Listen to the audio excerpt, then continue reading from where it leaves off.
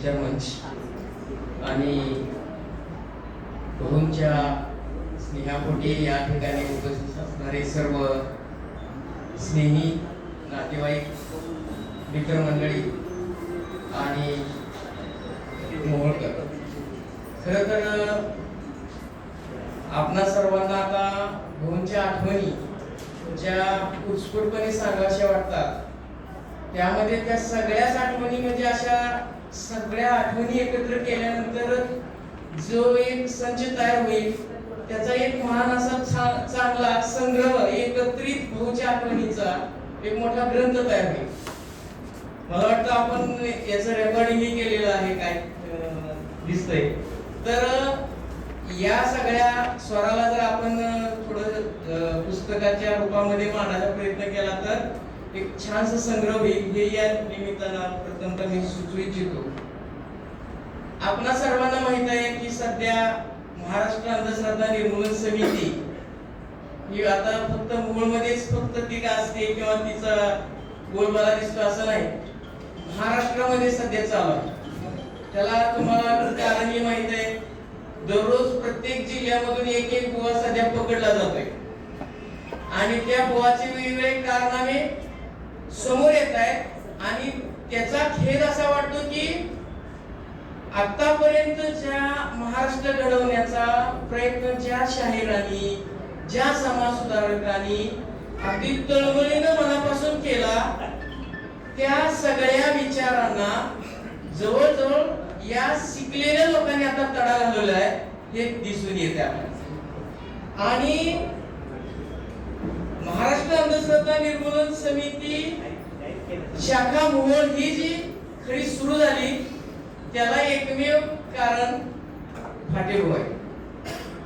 त्यांच्यामुळे आज एवढी शाखा कार्यरत आणि ऍक्टिव्ह दिसते.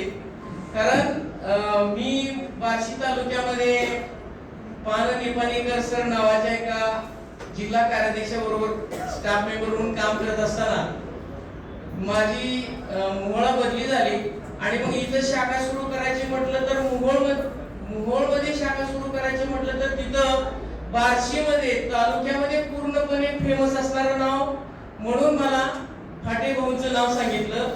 भाऊंकडे मी गेलो. आतापासून साधारण 30 वर्षापूर्वी बरोबर 96 ला ज्यावेळी मी भाऊकडे गेलो तेव्हा अगदी छोटासा एवढा, मगाशी कोणीतरी म्हटलं की भाऊ साठवांना आवाजावर बोलायचे, मी अगदी छोटासा मुलगा दरवाजा ठोठावून रूम मध्ये त्यांच्या गेलो.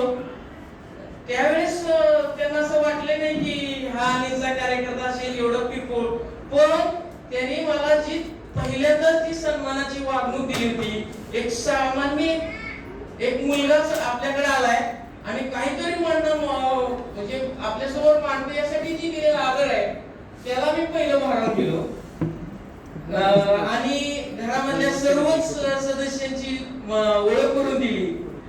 त्या सगळ्याचा परिणाम म्हणून हीच सगळ्या आठवणी मी सोलापूर अंधश्रद्धा निर्मूलन समितीच्या समोर मांडल्या आणि मग इथं शाखा सुरू झाली. जुनं लोकसेवा हॉटेलचा जो हॉल होता वरती, त्या हॉल वरती आम्ही उद्घाटनाचा भाऊंच्या हस्ते पहिला कार्यक्रम घेतला आणि तिथून जी शाखा सुरू झाली ती भाऊंनी सुरू केलेली शाखा आज तागायत मूळमध्ये अतिशय चांगल्या पद्धतीने कार्यरत आहे. जसं हे अंधश्रद्धा निर्मूलन समिती झालं तसं भाऊंनी समाज परिवर्तन घडवणाऱ्या जेवढ्याही संघटना महाराष्ट्रभर गाजत होत्या त्याची एक एक शाखा इथं उघडण्याचा प्रयत्न केला. मराठी साहित्य मसाप मराठी साहित्य मंडळाची सुद्धा एक शाखा सुरू करायला भाऊंनी प्रयत्न केला होता सुरुवातीला. म्हणजे अशा पद्धतीनं एक समाज जागृत करणारा जो महान असा एक महान नायक आपल्यामधून ज्यावेळी गेले त्यावेळेस खरोखर मोहोळकरांना, सगळ्या मोहोळ तालुक्याला नवे सोलापूर जिल्ह्याला दुःख झालं होतं. कारण शाहीर अमर शेखांच्या बद्दलच्या आठवणी त्यांच्या कुटुंबाकडे गेल्यानंतर जे आम्हाला सांगितल्या गेल्या होत्या त्यामध्ये अग्रगण्य म्हणून भाऊचं नाव सांगितलं गेलं होतं. आणि आता नदाब सरांनी तर सांगितलं की त्यांचे वडील म्हणजे या सगळ्यांचे जे दुवा असणार आहेत त्यांना सुद्धा या सोलापूर जिल्ह्याच्या सामाजिक परिवर्तनासाठी ज्यांनी हातभार लावलेला आहे अशा महान अशा या विभूतींच्या आठवणी आपण इथं काढतोय. त्याचा वारसा मला पुढे अभिमान वाटतो की त्याचा वारसा पुढे नानांनी सुरू ठेवला आणि नानांच्या सोबतच आता सध्या आकाश आणि त्याचबरोबर त्यांचे पुतणे चिरंजीवी सुद्धा करतायत आणि ते असंच करत राहतील ही मी अपेक्षा व्यक्त करतो. आणि महाराष्ट्र अंधश्रद्धा निर्मूलन समितीच्या वतीने मी भाऊंना आदरांजली व्यक्त करतो आणि थांबतो. धन्यवाद. जय भारत.